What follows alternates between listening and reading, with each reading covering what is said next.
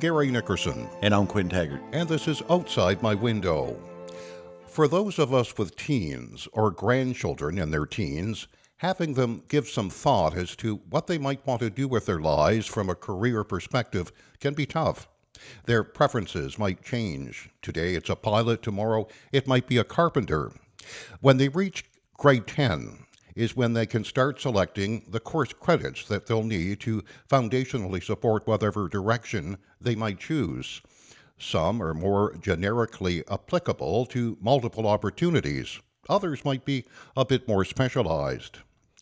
Post-secondary education can involve university and or community college and could involve a mix of online and in-person learning. But whichever path a student chooses, there are certainly plenty of career opportunities to choose from.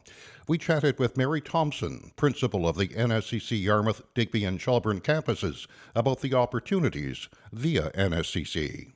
At what point do you think kids should start to consider what their choices may involve when it comes to post-secondary education? Well, the earlier the better. And what I mean by that, there are so many options out there right now. So an opportunity for, young students to really make visits to schools, find out about careers. That's one of the ways. There's lots of software out there even that you can do career searches and things like that. But what's really important is making those choices early so that you don't kind of limit what your options are. So if you're choosing high school courses, for example, if you're looking at healthcare, you're going to want to look at some sciences. If you're looking at different things, so making sure that you don't limit yourself in terms of the courses that you take. The other piece is because there is, so much more opportunities for students getting out and really exploring. So in grade 9, there is the, take your child to work day, and that's one piece. A student can do some exploration, but really starting, I like to say starting almost in grade 7 and 8 and really starting to explore, and that can be with schools bringing people in on career days or exploring different careers.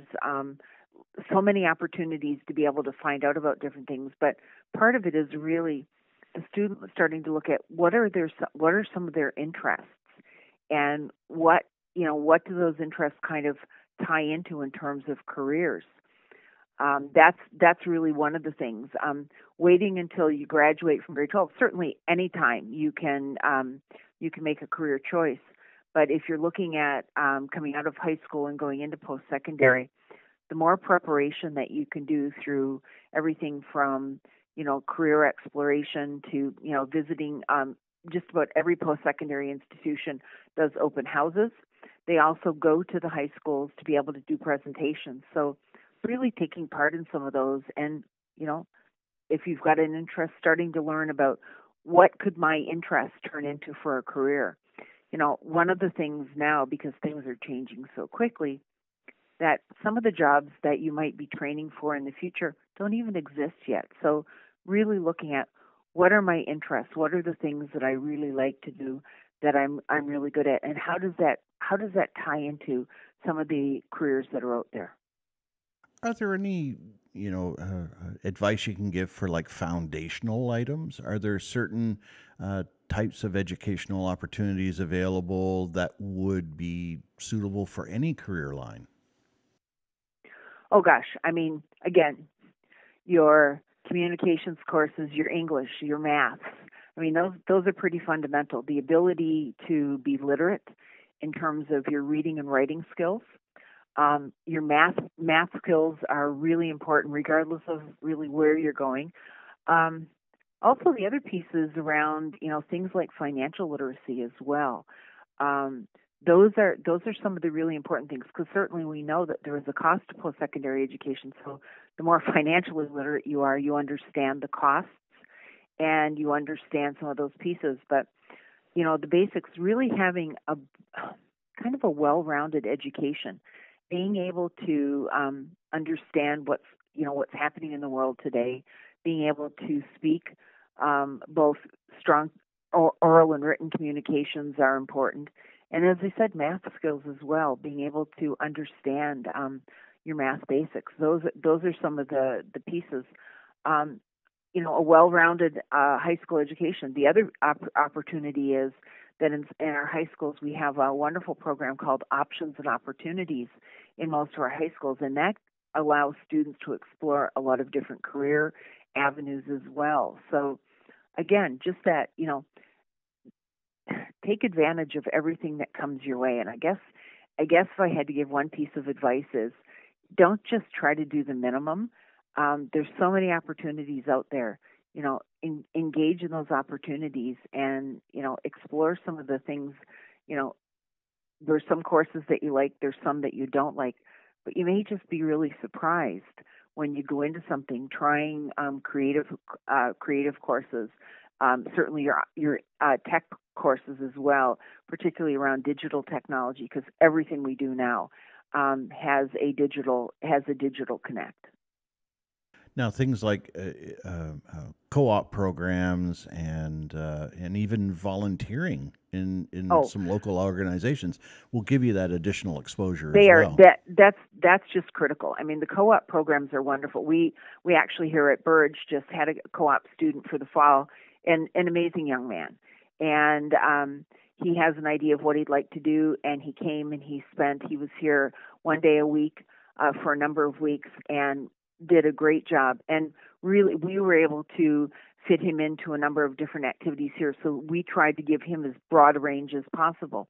But for him, it allows him to see firsthand an interest area of his and what it means in terms of working.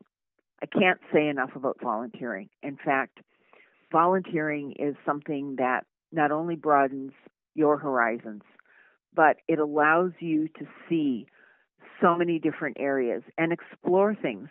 Whether you volunteer for an event, whether you volunteer in a business, whether you volunteer in a program, or just with any community group, the learning that you get. And these are some of the pieces, if you want, these are some of the soft skills that, to me, and I think many it is so critical. The being able to develop relationships with people, understand how to work with others, how to work as part of a team, all those things through volunteering. I mean, it's essential. Plus, it's a give back to the community. So you learn about the opportunity to, not only make an impact, but to give back to a community as well. Mary, when you have conversations with new students who have just enrolled at the campuses in Yarmouth and Shelburne, what kind of a sense do you get from them? Do you find that perhaps young people now are thinking earlier on about that, as Quinn was mentioning, about what they want to do with the rest of their lives? I think so in some situations. Others come in and they really haven't thought a lot about it. They've maybe picked a program that a friend had taken or a parent recommended, or they're just here to kind of get a first step into post-secondary education. Some have thought long and hard. They come, they're focused, they know exactly what they want to do. Others just come and say, well, I thought I would try this, or I was kind of interested in this, or somebody said going into the trades would be a great thing, and I like to work with my hands. So there's so many different times and so many different ways that people come in. To be able to say that most people come in focused, that would be a hard stretch. Many do, but some just come in with the whole idea of kind of not really sure what they want to do, and this is a good first step. And for us with the college, many of our programs translate in so that a student can come and take a 1-year or 2-year program with us. And then if they choose to go on to another post-secondary institution, they can take their diploma here. And through articulation agreements with a number of institutions that we have across, not just the province, across Atlantic Canada, they can then translate that into a degree. So, for example, taking a 2-year business diploma with NSCC, students can then, if they decide to go on to do a degree, they can take it to a number of universities and the university is accepted as 2 for 2. So the first 2 years of your 4-year degree are completed through a college education. And that's got to be a great benefit for Oh, everybody. it's huge. It's huge. It's for a lot of reasons. One, for some students that aren't ready to leave home, it's a great opportunity to come into it. Our programming is a little different than universities. Ours is very much careers focused in that the student gets the theory practice and then they go out and do work placement. So by the end of their second year when they're graduating, they've already been out working in their field through work placements. So when they go to university and they're going into that third year, they're really focused. I mean, I think that if you look at any university, particularly first year students, there's probably a high attrition rate because many students go and they just really have no idea what they want to do. So being able to match it with a 2 and 2, and it's not just in business. For example, students that take our early childhood education program here, we have students that then go on to Mount St. Vincent, for example, and do their early childhood degree and often become teachers. And I can count about 10 people in our area that have gone that road as well. So they've got hands-on experience, they've got the real practical experience and that good foundational skill, and then they're going on to their university studies. So it's a win-win situation. Yeah, it gives them that foundation that they can use to step up. Absolutely. And then the other way, we have a number of students that have taken university degrees that are coming back to us now for career training. So they've graduated university and they've got a BA or possibly a BSc, and so they're coming back and now they want to focus on a career area. So they might come into an IT program or they might come into a business program. Again, one of the programs that we offer here at Burridge, which is a unique program in the province, is a mental health recovery and promotions program. We often have students, and it's a program that we attract not just from the province, but from out of the province as well. And we have students that have taken a university degree, and now they're coming back to get that very focused training in mental health. Over the last several years, as the economy has changed. The workplaces have changed. People have gotten laid off. There was COVID. Perhaps some adults, maybe were laid off because perhaps they were a little too old. I want you to talk about a couple of things. First of all the wonderful opportunities for older students at the NSCC, including the GED program. Absolutely. And Gary, our for the GED programs, when someone is doing their GED, they can actually come here and do all their testing here in our test center. So they don't have to travel, and the tests are done here in the test center. We also offer the adult learning program, which is it's through the Nova Scotia School of Adult Learning, and it is a grade 12 program that students can come, and many of the students come back on a part-time basis or are doing some courses online because they're working, but they want to get that grade 12. The other piece that we offer is if you've completed your grade 12, but there's either some credits that you didn't do well in, or you need credits, and say you wanted to go into a nursing program or something like that and you needed your sciences, you can come back and do the ALPA or the academic upgrading program, which allows you to take some of those credits and then apply, say, to a practical nursing program or an RN program as well. So lots of onboards for people, regardless of what your age is. And you're right. Downturn of economy, changes in what's available. We often see people coming back. People that may have been doing a very physical job for a number of years, finding that hard and coming back to retrain. And so, providing all those options are really, really important. One of the pieces that NSCC does as well, we have a program called eCampus, which is a number of programs that people can do totally online and at their own pace. So again, it gives people an option. So if I want to pursue say my business administration on a part-time basis, I can do that while I'm working through. You could either come to a campus, but you could also do it online. So we're seeing lots of different options for people because you really, need to meet people where they are and give them the opportunity to onboard. So if it's, I need my grade 12, then there's an option for that. If I need my GED because I need it for a workplace piece, that opportunity to test at our campus is here, so you don't have to travel to do those things. I've had the opportunity over the years as a reporter to be through the both campuses. But I remember the last time I was in the Yarmouth campus, and it was during school hours. And I was walking through, and I saw, lots of young people, and I saw lots of mature students as well. And what I didn't see though was kind of a separation. Kind of the older students, kind of off to themselves, the younger. No. There was mixed. They were talking to each other. So can you talk about that process of an older student going into the community college system and what's available to them to sort of help them, merge into that, and talk about generally the student mix? Well, it's interesting you say that. Again, we have, students that come right out of high school. We have a number of students that have been out for a long time.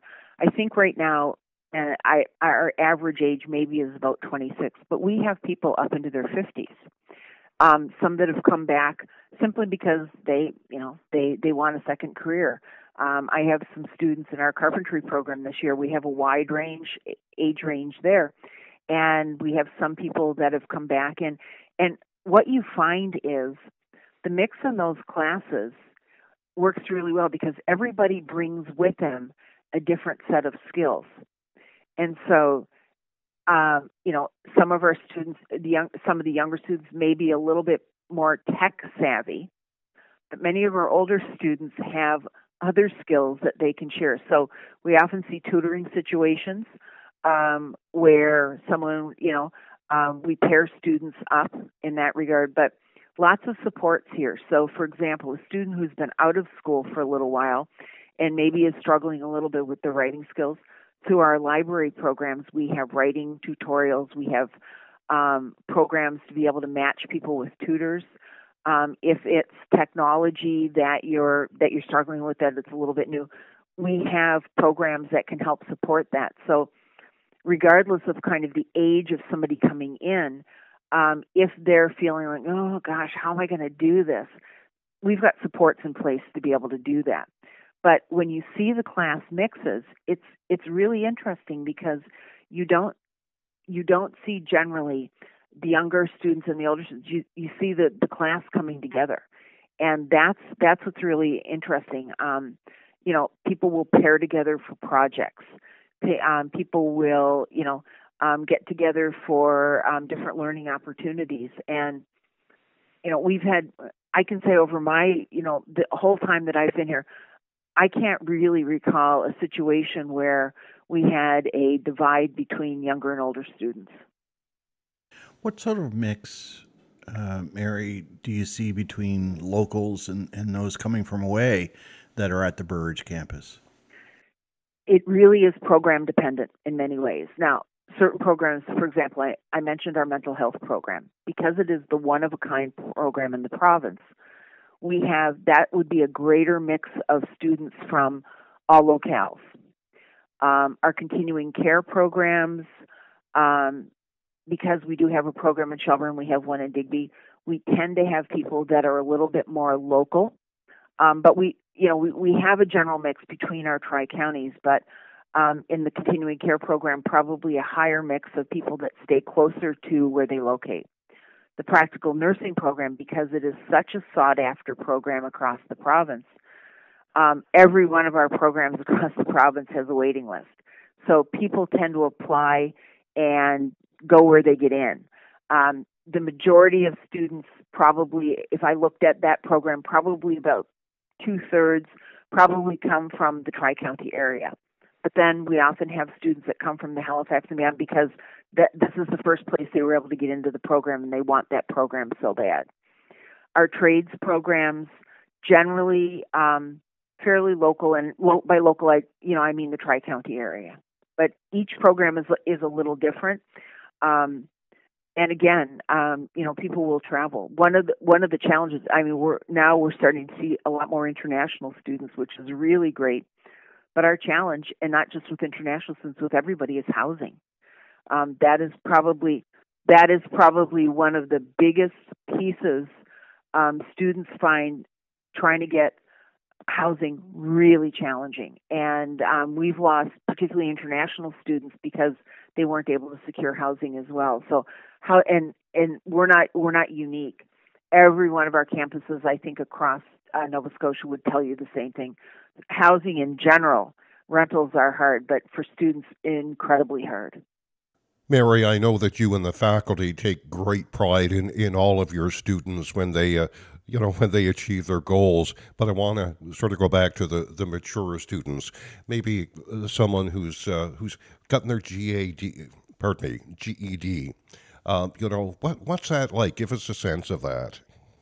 Well, it's really interesting, Gary, that you asked that, because many times we have people coming back, and they're coming back because, well, I didn't get my high school, and so I want my children to see that I'm doing it well. So we've had many situations where we've had parents coming and taking programs when they've had their kids are in grade school or elementary. So, they tell us about they're all sitting around the kitchen table at night doing their homework.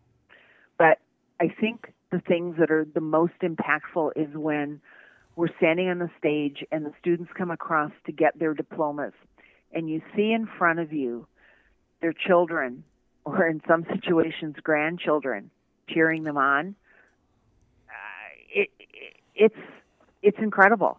And you look and you say, this person probably maybe went to work at an early age because that's what they needed to do. But now they've come back, and they've come back because they wanted to do this, or they wanted to advance, or for whatever reason. But when you see the pride, not just in them, but in their families, in terms of the support. And we all know when somebody goes back to school, it's not just them, it's the family, it's the support people that, often have to make some sacrifices and do the supports and all those pieces, because, it's hard coming back to school. There's a lot of work involved. And so the opportunity, when you see how somebody is successful and they walk across the stage, it really is life-changing. I want to give you an opportunity, Mary, to talk about your amazing faculty and staff. Oh, well, I had an opportunity this morning. I was meeting with my facilities team, and we were just talking about some things. And, it doesn't matter what job or position people hold in the school. Everybody's here for the students. And, I am incredibly lucky. I have 3 amazing sites, and with staff that are second to none. And, at times the work, we're all busy, but the work can be hard. It's sometimes a little frustrating. COVID certainly, really, changed how we did things. But the opportunity to be able to work with students and be able to impact their lives in a variety of different ways. But we couldn't do that. I couldn't do what I do if I didn't have the staff that I have. We have faculty who every day come to this campus, or come to Shelburne, or come to DB, or come across the college, and they are committed to what they do. They're here for their students, and they will go the extra mile to make sure that they are as prepared as they possibly can and provide great learning opportunities for the students. We have a great student services team that provide all the supports for our students. We have an administration team who, do everything from making sure that, the funding that's out there for students, that they can access it to the best of their ability. Our facilities team makes sure that the environment that our students come into is top-notch, so that it becomes a very, not only a safe place, but a really positive learning environment. It takes that whole group to be able to provide that exemplary learning experience for our students. But we couldn't do it without the great people that we have. And, just, a word about faculty. Faculty work really hard. I know that there's people out there who say, oh yeah, but they get the summers off. You know what? Faculty work really hard. They're constantly looking at what can they do in their classrooms to engage their learners, to make sure that faculty themselves keep up with trends so that they can make sure that they are the top of their field to be able to get the students to the top of theirs. And it's a tough job. You've spoken about the mature students, but I want to ask you about Indigenous and African Nova Scotian students and what opportunities are available to them through the NSCC. Well, and again, we are working very hard to make sure that we are an equity-seeking organization, to make sure that we are welcoming to everyone, but particularly to our maybe marginalized groups that maybe haven't sought us out as much in the past. This year we have a wonderful program in place for our Indigenous students and for our students in general. We have a wonderful person. She doesn't go by elder. She goes by Nukumi, which is grandmother. And she's on our campus at least once a week to support our students, but particularly our Indigenous students. We have our student support advisors, but we have one student advisor who also does cultural supports to specifically support our African Nova Scotian students as well. So that again, we're trying to make sure that we are providing the best welcoming environment that we can. Mary, as you know, the economy changes and fluctuates, as you know, society changes. Do you see in the future a greater role and a greater need for the NSCC? I think so, and I think our need is going to change a little bit in terms of not just our core programming that kind of goes September to June, but more continuing education, more what we almost call gap education. So, for example, right now, out of my Shelburne campus, my electrical instructor is teaching a solar program to people that are some in the electrical trade, some in construction trades, and it's a continuing education course. It's going on at night, but it's to upskill people in that industry. So I think our role is going to be some just-in-time training. Okay, something's happened and we need to bring in some training. A continued increase in terms of the types of programs that we offer, which sometimes means that some programs go away because they're not as relevant to today's times, and we review new ones.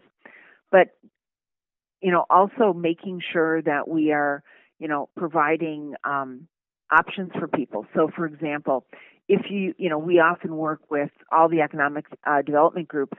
So if there's, say, for example, a new industry coming into town, we'll try to ramp up training to work with them to be able to make sure that folks in our area can access that labor force as well.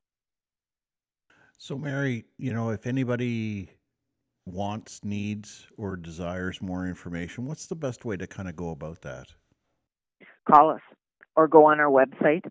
The college website is just www.nscc.ca, or call any one of our campuses. You can schedule a time to come in and meet. You can do a tour. If there's specific information someone wants, they can do that. We have a program called Test Drive, where someone can come in and actually, at times of the year, actually meet with people in the program, meet the faculty, and find out more about a specific program. A lot of times we have a career counselor here as well. Somebody who's not sure what they want to do can make an appointment to do some career exploration pieces. So lots of different ways, but sometimes it just starts with a call to us and say, look, I'd like to know more. We can provide some information and get the discussion started. It's great advice. The Shelburne and Yarmouth campuses are more than just centers for learning. They're really an integral part of the community. Can you speak to that? Well, I should turn you over to the mayor and the warden in Shelburne for that. But we very much are. When there's things going, we take the word community in our name very, very seriously. Our president was just here and certainly reaffirmed that. And our new strategic plan for the college has just come out, and part of that is those community connections. And how do we create those opportunities and be an asset? So, for example, last Saturday I was in Shelburne. The Shelburne Chamber of Commerce and a group was looking at a meeting and developing some strategy for the area. We were invited to be part and parcel of that. Here in the Yarmouth area, we often participate. We're chamber members. We are a member of the Western Wren because we can bring certain pieces. It's not all of our job, but we have a part to play, whether it be the building asset and inviting people in to be able to host different events or provide training opportunities or simply be a partner, whether it be, even something like the 100 meals here in Yarmouth. We take on usually 3 meals during the time just to be able to do our part. So we are part of the community, and the community can depend on us. And when there is a need, so for example, if there's a need for training or there's a need for an opportunity to host something, we can be part of that. Healthcare is certainly a sector that's screaming for career minded individuals, mostly in rural areas like Yarmouth, Digby, and Shelburne. We're lucky enough to have the nursing school here, and there's always efforts to encourage local students to stay local and pursue their careers here in the area once they graduate. Sometimes you have to be creative, and this has led to the creation of the Community Navigator position via the Yarmouth and Area Chamber of Commerce. Rebecca Cassidy has been very hard at work assisting with recruiting efforts for new doctors to our area, but she's also been talking to students in the school system about opportunities in the healthcare sector. So, Rebecca, in your role as community navigator, I mean, doctor recruitment, of course, is part of that. But the other day, actually, you went out and started chatting with some grade 9 through 12 students at PEP. Tell us about that. Oh my gosh, that was such a good time, Quinn. So basically, I've been trying to get into the school to talk about medical health careers with students since I stepped into the position in 2019. But of course, we ended up in COVID, and having guests through the schools was restricted. But now it's opened up. So what happened in November to kind of start this was that there was a career fair, and I contacted the schools and I said, look, do you want me to bring some medical residents so that they can talk to some of the grade 12 students that might be interested in medical school, and they can get a little bit very current information from people that had just finished medical school? So we did that. We attended. We were very welcome. We had a great response to residents. Dr. Mayhill and Dr. Lay came with me, and the students responded really well. And so from there, I thought, you know what, I've got to find another way in to talk to the students earlier. So specifically this week, I went to Karamba and I spoke with grade 9 to 12 students that were invited to stop in at the library and just have a chit chat with me. And to be honest, I only expected maybe 10 or 12, and we had almost 60 students, which was mind blowing. Wow. So what we got to do was talk about what actual careers are and what those words mean and what that actual job looks like and what some of the income levels look like and what the education pathway looks like. And it just kind of clarified all of those all of those things for them so that they would be able to say, you know what, I was actually thinking about this, but now I realize that there's all this other stuff as well. So, for example, one student that's in grade 10 was saying that she very much appreciated the information. She was initially thinking about a dental hygienist training because she hadn't thought about everything else. And now she's very excited that she knows what an ultrasound technician does. And so she's going to be working toward that. And really getting students at that grade 9, 10 level is really important so that they can take a look at what prerequisites are required for those education pathways and so that they can make sure that they leave as many doors open as possible. And that's the thing. I mean, at a high school level, with the credit system the way that it's set up right now and the classes that are available in amongst all of the high schools in the area, there's plenty of opportunities for people to grab the right courses at the right times in order to be able to solidify a foundation for multiple career opportunities. Absolutely. Absolutely. I mean, the opportunities to be able to check out educational formats, and not only are they more available, but they can be tailored to your own learning style, which is fantastic because it allows individuals who have different learning styles and different strengths into a variety of different professions, which gives us much more well-rounded individuals and professionals within those careers. And what kind of a, if you can give us a sense of the types of questions that they were asking other than the usual stuff? There were basically a lot of questions about what actually happens during the run of a day for some of the professions. So, for example, one of the ones that we talked about was respiratory therapy. So they didn't really know what that could involve other than maybe they knew somebody that had had their asthma function or their breathing function test done by a respiratory therapist. So they didn't realize that they could also be working in long-term care or with pulmonary rehab. They didn't realize that chronic lung diseases or even intubations in ERs could be done by respiratory therapists. So that's just kind of one example. We really we really examined a number of the different programs, specifically those offered by Dalhousie, but not limited to those, and kind of just said, this is actually what this means. So we pulled apart things like physiotherapy versus kinesiology and occupational therapy versus massage therapy, and just kind of really pulled those apart so that they weren't intimidated by the language, and um, and they could kind of bounce comments back and forth with each other during that informal setting. It was really actually it was very exciting to be part of that. With the landscape the way that it is right now and the state of the healthcare system as a whole and all these new funding arrangements that you're hearing about and the like, got to figure that careers in healthcare as a whole are going to be, pretty open and solid for years to come. I would absolutely agree with that. But I also remember something that I saw a few years ago, which was talking about professional careers for the next decade um, to 15 years. And there were jobs on there, careers that were listed that did not exist 10 years ago. And so I think that really the best we can do is stay as current as we can and be so open to the possibilities that technology and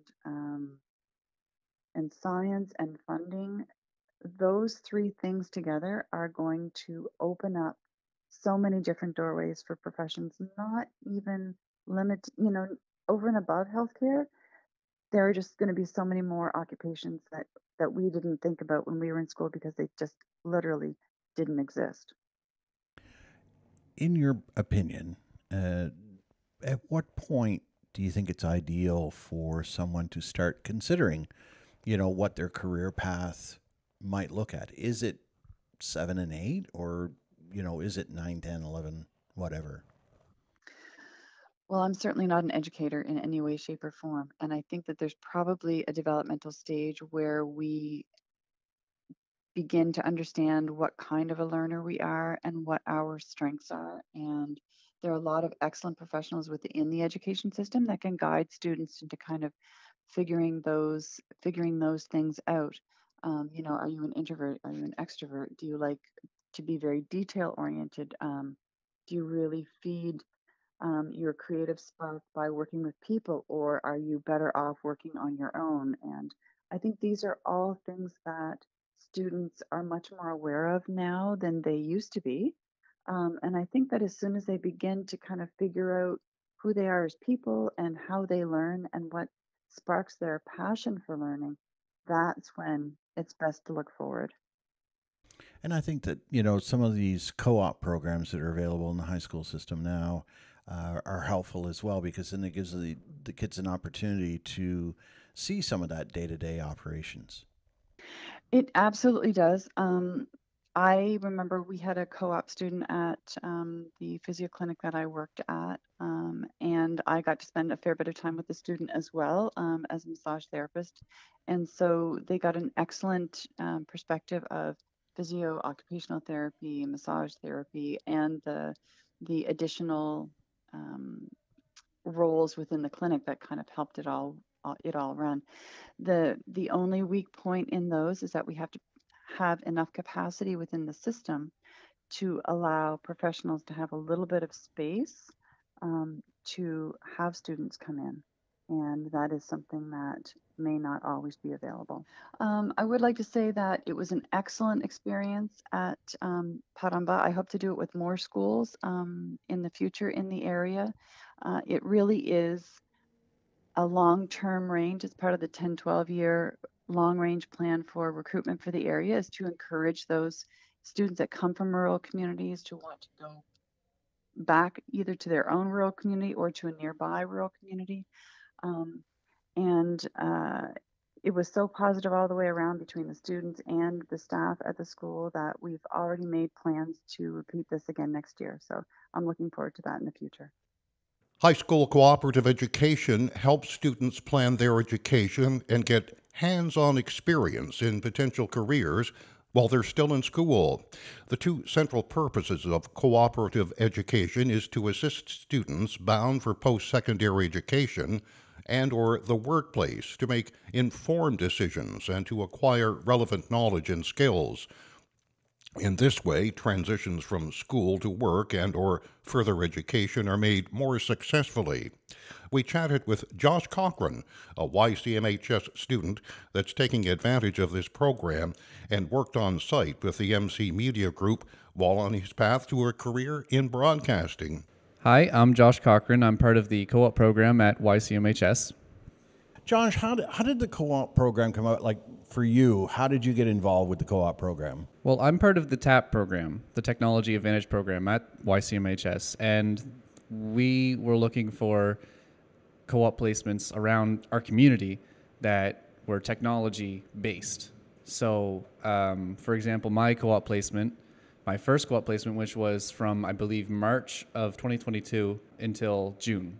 And that was my sort of community host. And that's how I got involved. And what do you see as the goal for you personally of being involved with the co op program? Sitting in a classroom, you don't really have a lot of real world work experience because that's what school's setting you up for. The co-op program, to me, gives me that experience. So you actually get to go out into the real world and you literally see what a workplace is like. So you can, I think it's really important to me. It's given me an opportunity to find what I'm interested in, even in my own community. Do you think that maybe the co-op program as a function should be for all students? I Yes. mean, isn't that what it should be for everybody? Absolutely, yes. I think all students could benefit from this in a way. And I think there's so many community hosts that are willing to host a student. Yeah, I think it's very beneficial. It could be for all students. Now, I know when you're coming up on grade 10, that's where you start to pick and choose a little bit on your course materials and have a sense for where you might be headed post-secondary education-wise and the like. But for you, at what point do you think you started thinking about what am I going to do next? Well, when I joined the TAP program, part of the deal was that we get 2 years of NSCC, which I'm after high school. I have a place at our local IT programming. So that's sort of when I first started thinking of it. But in terms of like what I need to move into a career, I think with my co-op placement, it showed that I found an interest personally in like sports broadcasting. That's something that I would genuinely really like to make a career out of in the future. So my next co-op placement will be with Eastlink Community TV. That's our local Eastlink community host here. And I think that sort of moves me closer to my interest in my future career goals. At what point did you find that you were thinking towards sports broadcasting? Was it grade 6, grade 7, grade 8? I mean, has this been a long-term goal for you, or something that's just sort of arrived at given the opportunities that you have locally? Well, I began watching sports when I was younger. I watched Basketball Fan and everything. And I noticed when I was watching the games, I was both interested in the game and how the games were broadcasted, how they produced these games. And then coming here to the Mariners Center as a kid, seeing the cameras and seeing the volunteers broadcasting the games, I noticed I was at times as a kid more focused on that than the game. So I knew I was interested in that. So when I had the opportunity to have my co-op placement here at the Mariners Center, I began broadcasting the Junior A games here, and I got to learn all about that. So I then figured, yes, I was very interested in sports broadcasting. Do you think that if you hadn't had the opportunity to do the co-op placement with the hands-on, that you would have continued on this path? Probably not, because there's other interests, but I think since my co-op placement has become sort of my priority going forward. Now, the co-op placement obviously is a voluntary thing, but certainly I would say that you'd recommend that for everybody. Absolutely, yes. Because high school is important, but this gives you real world experience in your own community, and it's very valuable. You know, Quinn, the opportunities that are available to young people now is compared when you and I were younger. That has all changed, particularly through volunteerism. Everybody knows Josh, and he's been working with MC Media for a while. And, you know, can you talk about what that means to, you know, young guys and gals like Josh? I think, getting a head start on some of that is what's really going to be key. I mean, when you and I were younger, you get out of school, you're heading straight into the workforce. You may not have pursued any secondary education. I mean, you went straight into broadcasting. That's right. And I've done media work, since I was 16. I didn't go to school for it. Everything I picked up was all hands-on. But that's the thing. Not everybody's a book learner. Now, I went to university for a year. Wasn't my thing. I went to NSCC after that. That was my thing. I was able to get some hands-on stuff. Obviously there's got to be some book learning, but that hands-on piece really made the difference for me in being able to select where I wanted to take my next steps. Now, mind you, I got into computers in the 80s when they were just starting to be a good tool for business. And, with that in mind, things have exponentially, technology-wise, grown over the years. I don't think I can keep up, with that kind of stuff anymore. I still do my thing, but, you gotta go to your son for the next level stuff, right? But I think with the co-op, if the co-op program had been there when I was younger, I don't know which direction I would have gone, to be honest with you. But I mean, to give them some practical, hands-on exposure into the workplace, because everybody has a vision in their head, what things are. And you can go online and you can have a look and see, but nothing beats being there in person. And there's a lot of things locally that people can try out for. And that's the thing. And I mean, it's not it's the businesses aren't obligated to take a co-op student, but it never hurts to ask. So if anybody out there is listening and they feel, oh, geez, I'd love to look at aquaculture, or I'd like to look at seafood processing, or I'd like to look at the healthcare sector in general, reach out. Reach out into the community and have your professors make some contacts, or your teachers, and see if they're willing to take on somebody. They might surprise you. As those people are thrilled, that's what they're there for, and they're thrilled to talk to young people, and I guess students should know it's okay not to be sure what you want to do with the rest of your Oh, life. absolutely. We all go through that. So, try different things, If you're interested in broadcasting or that type of thing, volunteer with MC Media. There's so much out there, isn't there? Well, certainly anything technology related is going to be foundational to everything. I mean, you can't do anything nowadays without some sort of technology, be it having the access to the internet or tablets or laptops or anything along that line. Nobody prints stuff off anymore, right? So you want something done, you got to be able to interface and work with technology. I think our school system is still playing catch up when it comes to educating the kids in basic technology, but also basic living too. And so there's room for improvement no matter which way you go. But if you're not sure, just grab something, go for it. It never hurts to have the education on it. Maybe somewhere along the line, it'll come to you. And I know at NSCC, when my son went there, he went into the technology end of things.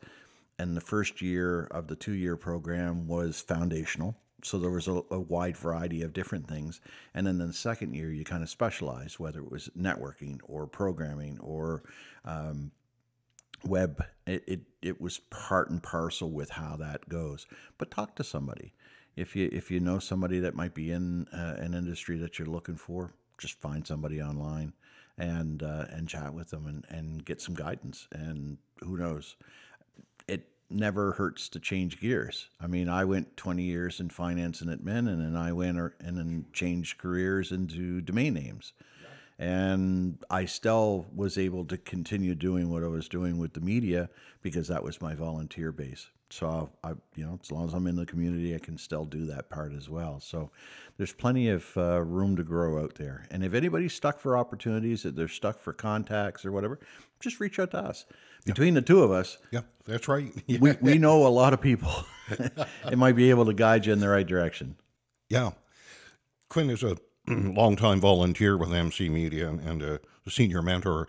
You must get great pleasure watching these young people learning and mastering the skills. Must make them feel good about themselves, builds that self-confidence that everybody needs. The way our team is operating is that it doesn't matter whether you have no idea what the technology is.